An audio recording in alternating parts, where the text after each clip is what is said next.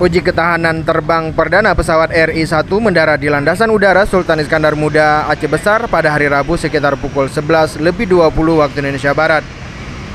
Dalam uji terbang keliling Indonesia ini, pesawat ini membawa 32 penumpang dan 13 kru serta pilot.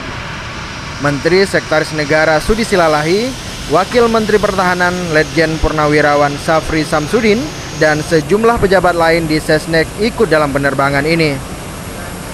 Kedatangan pesawat ini disambut oleh Kapolda Aceh Irjen Hussein Hamidi dan Lanut Iskandar Muda Kolonel PNB Basuki Rahman, Kasdam Iskandar Muda Brigjen Purawadi Mukson, dan pejabat di lingkungan pemerintah Aceh.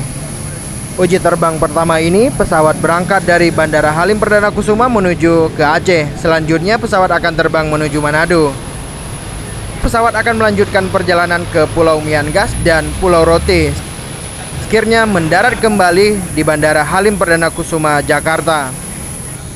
Sebelum melakukan uji penerbangan di Indonesia, pesawat seharga 840 miliar ini sebelumnya sudah melakukan penerbangan panjang saat pihak Boeing mengirim langsung dari Amerika Serikat.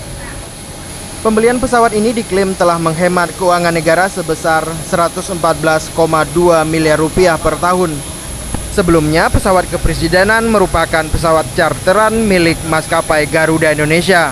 Dari Banda Aceh, Hendra Saputra melaporkan untuk Aceh Video.